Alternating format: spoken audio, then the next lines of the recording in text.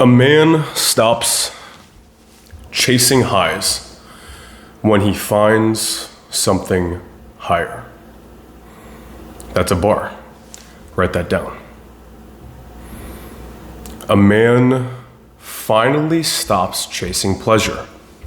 He stops chasing the high when he finds something higher, something deeper within himself and within his soul. I am convinced that it is impossible for you to do semen retention if you are an atheist. It's an impossibility. And even if you are an atheist and you try semen retention, at some point you're going to have to turn to the fact that you are a spiritual being, a being of light, and you have some sort of divine purpose here on this planet. Divine purpose, what does that even mean? I mean, it's just something you're going to have to experience for yourself. But this path will lead you back to God, or will lead you back to deep connection and communion with your higher self. And there's simply no other way to slice it other than that. Because, holy crap, these urges you get sometimes, these deep, dark energies that want to be expressed in negative ways, sometimes are a force to be reckoned with. And if you can build the discipline to overcome that, you can find something deeper that's going to ground you. When these energies try to take hold of your mind, you are going to need something much, much deeper than simply willpower to hold your ground.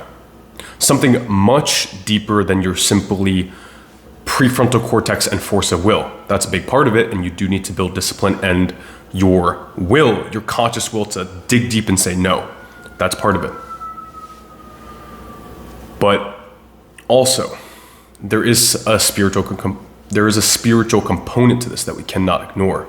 Something that I've experienced and that pretty much every single man that has walked this path in the past has discovered.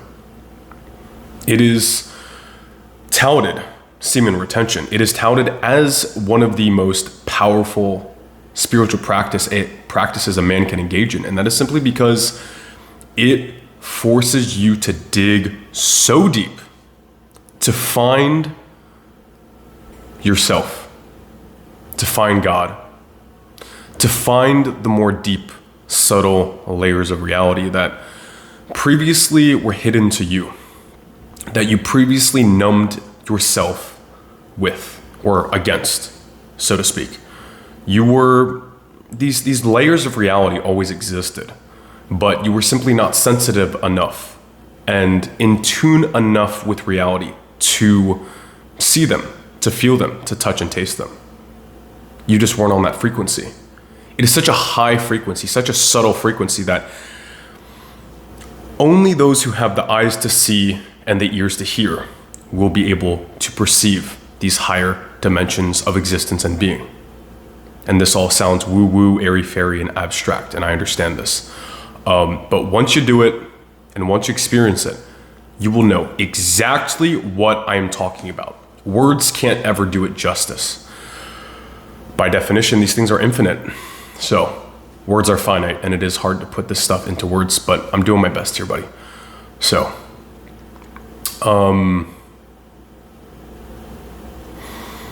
previously, and we're still on the path of breaking these addictions, but previously with our addictions to lust, to women, to substances, to toxic situations, to the screens, to this, that, and the other, whatever your chosen vice and addiction was, and it probably wasn't just one, it was probably a multitude of different addictions that you were engaging with on a daily basis and on a weekly basis. But these addictions were distracting you and numbing you from the very, very subtle energies that this universe runs on. And when you finally cut out these addictions, don't get me wrong, it's very painful because we used these as crutches to get through our day. We used these previously as numbing agents because when you start to feel the good things about reality, You don't just become more sensitive to the positive things, you also become more sensitive to the negative things. So sometimes when you cut out all these numbing agents, you stop going onto these sketchy adult websites, you stop using nicotine, weed, and alcohol, you stop using psychiatric medication, you stop numbing yourself with endless binges on Netflix and scrolling on the reels on Instagram.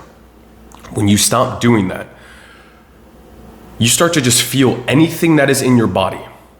Anything and everything. And so, yes, you do find pure, deep joy and bliss once again, but also when you're not feeling so well, you have nothing to buffer that with. You're just feeling like crap for no reason whatsoever. You're like, why do I feel like crap? Maybe this is just an emotion that has always been down there that you previously were ignoring. And that's really what's happening. So with the light must come the dark, and to reach these higher states of being, you must walk through the fire, as it were. And if you don't feel comfortable doing that, that's fine. You can leave. You can go keep fapping into a fucking sock if you want. That's up to you. You still retain your free will. I'm simply sharing a perspective and an idea. So, now that we got that out of the way. I'm not perfect. And I've never said I was, and probably never will be. By the grace of God, hopefully I can do my best and hopefully continue to improve and continue to evolve. The cool thing about these videos is that you're literally seeing the evolution of me as a person and me as a spiritual being in real time. I'm not showing you how to do something. I'm simply sharing the changes and the insights that have happened to me, the changes that have happened to me, the insights that I've received, and the downloads I have been given from God and the universe himself. And it's not easy. I go back and forth and I fail and then I improve, and then it's not a linear path. It goes up and down and up and down. But I'm never going to be perfect. Probably not. But when you start cutting out your addictions, for me, a huge one is lust. It's just something I'm still constantly working on, and I will hopefully continue to improve. But as I limit my addictions and I do my best to just sit in the fire, be as sober and as conscious as possible and say, body, what do you need me to feel today? And usually it's not pleasant. Usually it's fear, paranoia, this, that, and the other, whatever it is, you know, because sometimes you just have bad days and there's negative emotions that need addressing. The emotions are simply messengers. They are emotions, energies, in motion that need to be expressed, not expressed, I think that's the wrong word. They need to be acknowledged. They need to be felt. They need to be given validity. And so you need to be sober and sensitive to do that. But when you start cutting out your addictions, especially to the adult websites and especially to your addiction to women, but all the other ones included, you start going really deep into those emotions. And yes, it is painful.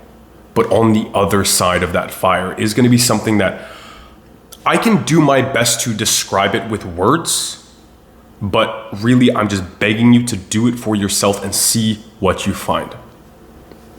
I just feel so connected to my higher self. I feel connected with God.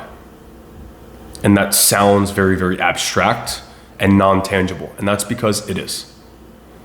If you need some sort of like scientific study or something, go find it somewhere else. I'm not here to give that to you. I'm simply showing you, or at least trying to explain to you, what I have perceived in my awareness.